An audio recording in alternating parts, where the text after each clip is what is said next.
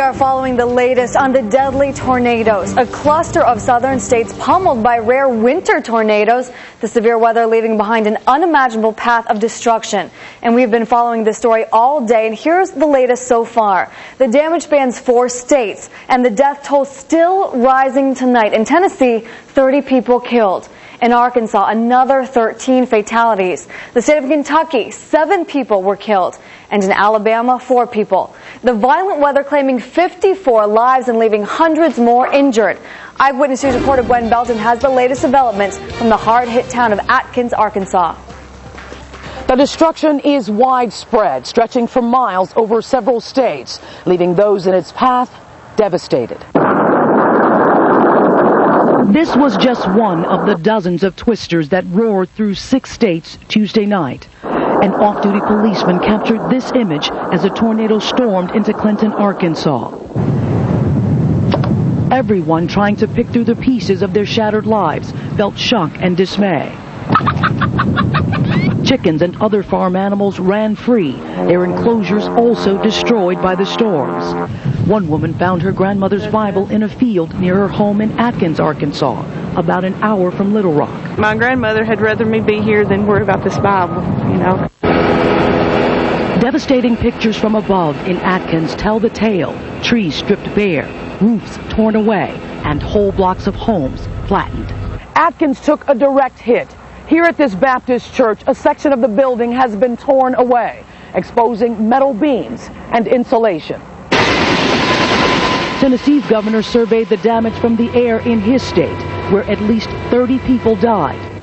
The tornadoes also trapped a couple dozen students at dorms at Union University in Jackson.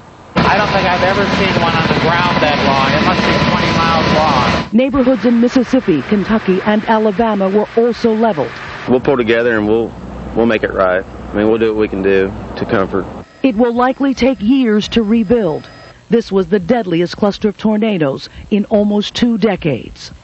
President Bush is expected to visit Tennessee on Friday and offer federal assistance. In Atkins, Arkansas, I'm Gwen Belton for Eyewitness News. Well, the pictures tell the story. Trees snapped, buildings leveled, entire neighborhoods just flattened. These tornadoes, most deadly the country has seen in 23 years, but why do these storms happen now? Why in the middle of winter? Chief Meteorologist Tony Petrarca's in the live Pinpoint Doppler 12 Forecast Center. He's got the story. Well, Steve, tornadoes can really happen any time of year. Now, they are most frequent during the spring season and less frequent during the winter. And the reason why it's during the spring is that we tend to see more of a clash of exceptionally cold and exceptionally warm air colliding together. We normally don't see that as much during the winter. I want to show you a number of weather maps. First is the radar rewind from last night. Now, this thin yellow rope of yellow swinging across the southeast, that's the squall line of powerful thunderstorms which produce some tornadoes. Now, these were the damage reports in the last 24 hours, the red dots indicating tornadoes.